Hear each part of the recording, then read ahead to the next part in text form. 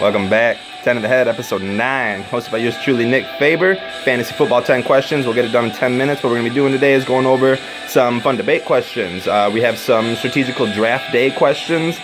We have our toss-up questions, and then we'll end with our late round flyer. So question number 1, jumping right into it. There's been a very fun question that's been going around. What quarterback, running back, wide receiver trio is the best in the NFL? But what I'm going to do is take a twist on it and go, what trio will finish with the most fantasy football points? Will it be Atlanta's Ryan, Freeman, Jones? Will it be Oakland's Carr, Lynch, Cooper? Is it Dallas's Dak, Dez, and Zeke? Is it possibly Pittsburgh's Big Ben, Bell, Brown? I mean, there's plenty. Green Bay, Rodgers, Montgomery, Nelson. I'll list them for days. Arizona, Palmer, DJ Fitz. We're getting a little questionable here, but answer that right off the bat. I like Oakland, Carr, Lynch, and Cooper. Second, I like Green Bay's Montgomery, Nelson, and Rodgers. Those are my top two right there for those trio. We'll come back to this at the end of the season and see how we did. Question number 2. What Jet should be even in your mind come draft day whose name isn't Bilal Powell? Now, other than Bilal Powell, I'm not really taking any Jets. But if I had to choose one, Forte is going to be up there. I don't mind him pass catching out of the back. McCown can get it out of the back. He can throw the ball and he can get it away quickly. I can see Forte getting some yards after the catch. I also do like Anunwa if he can get healthy. I also like Ardarius Stewart, as I've mentioned before, as a late round flyer sleeper. He could do good if he can again recover from his injury. Robbie Anderson, if nothing happens via the NFL from his trouble he got into over the offseason, he also could be a good one. To answer the question, I'm going to say Quincy Anunwa. I'll take him. I'll take a risk on him. I like it. High risk, high reward. Question number 3. Is Amir Abdullah going to be in all 16 games this year? I'm going to give a shout out to my Lions, and they did just make a trade earlier today, for a nice new offensive tackle who has started in 40 games, probably better than Dahl, who was going to be the starter since Taylor Decker went out. But to get back to the question, is Amir Abdullah going to be playing in 16 games this year? Man, I hope so, but if I had to put money on it, I'd say no. I just don't. I guess until I can see him actually provide a full season's worth of fantasy points, then I'm not taking them. I'll let everyone else get them, especially in my leagues. We're all Detroit fans, so someone will be taking them early. Good for them. I might take a little risk on Theo Riddick, but to answer the question, no, I don't think Abdullah will get 16 games, but I hope so. Question number 4. How should you view the Vikings backfield? Latavius Murray, Dalvin Cook, and still there, Jerick McKinnon, who's bulked up and has no intentions of sitting on the bench for the season. Which is awesome. But the way I'm going to look at it is it's Latavius Murray's job to lose.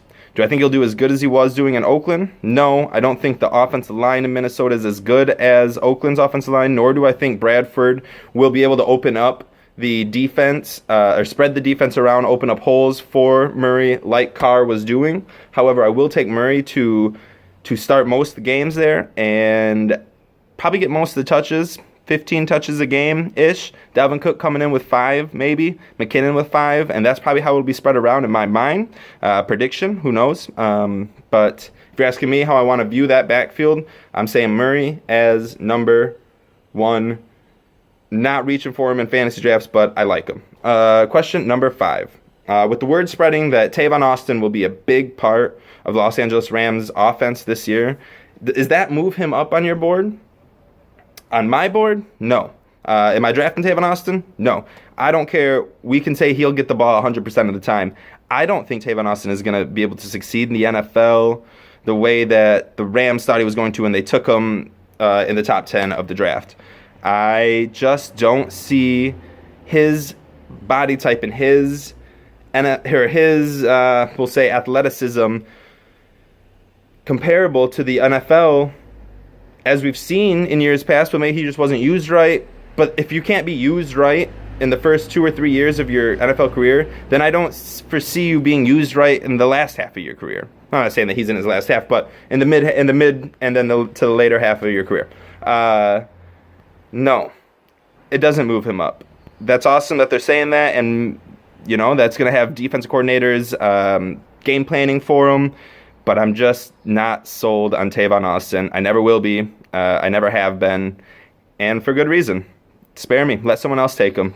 Go ahead. Number 6, strategical question here. Should you wait for a quarterback? The dear old question. Should you wait for a quarterback?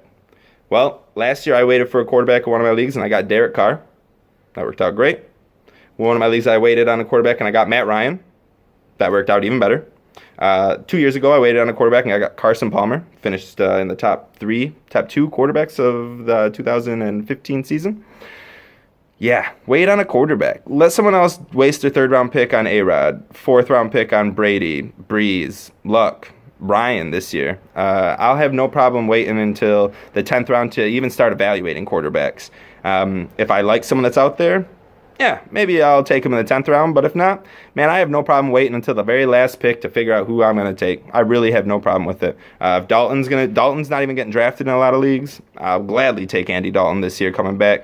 Last year he wasn't great. I have a sneaking suspicion that he is going to be a bounce-back candidate with Eifert.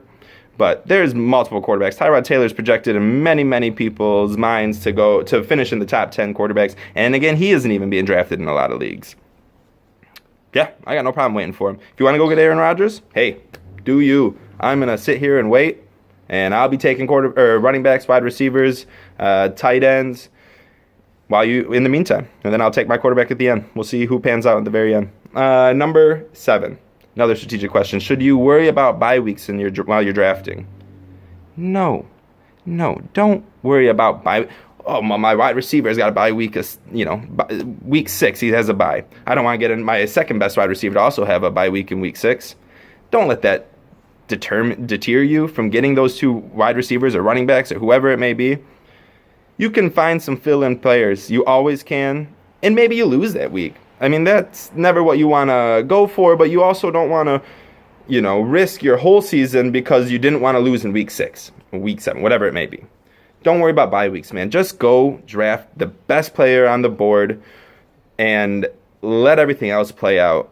Half the time, half the players that you didn't draft are great, and the players that you did draft because they didn't have the same bye week as your first pick, they don't even end up being on your team. So just don't even worry about that. Number 8, toss-up prediction. Julius Thomas, Jack Doyle. A little tight end toss-up here. Girls, watch out. Julius Thomas, Jack Doyle. I like Jack Doyle with the Colts. I like Julius Thomas a lot, reunited with Gase in Miami. I'm going with Julius Thomas. Now, I think both of them will be good. Late-round tight ends that you can probably get away with and start for most of the season, but I'll take Julius Thomas over Jack Doyle for the simple fact that he is back with Gase, and Tannehill's going to get it to his tight end now. Luck does get it to his tight end a lot. Jack Doyle was on the field for 70% of the plays last year in Indy. But gut prediction, I'm taking Julius Thomas. Number 9, toss-up prediction. DeAndre Hopkins, Doug Baldwin. This is more of an early round toss-up. Hopkins with Savage. Baldwin with a healthy Wilson. Baldwin smaller. Hopkins better, in my opinion, more athletic. Toss-up, DeAndre Hopkins. If I had to choose, if I'm sitting on the clock, and both of those are sitting on the top of my board, top 2 players, I'm taking Hopkins and hoping that Savage or Watson can get the ball to him 16 times a game.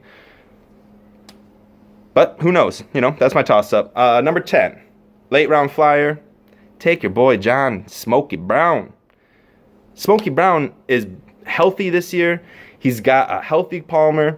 He's running it. He's apparently looking just as he was originally before the sickle cell trait affected him last year. Get him. Get Smokey Brown. He's going to be good, and he's going to be worth it. Thanks for listening. A couple shout-outs. As always, I want to go with my boy, Russ NFL Draft on Twitter. Always a good follow. Make sure you do. Devil's Cup Band, the band we're listening to. Find them at thedevilscup.band. Now, you can find articles written by yours truly on areniasports.com and researchfantasy.com. If you don't know how to look them up, go to my Twitter at NickFaber1229. They're on there. Thanks, guys. It's been fun.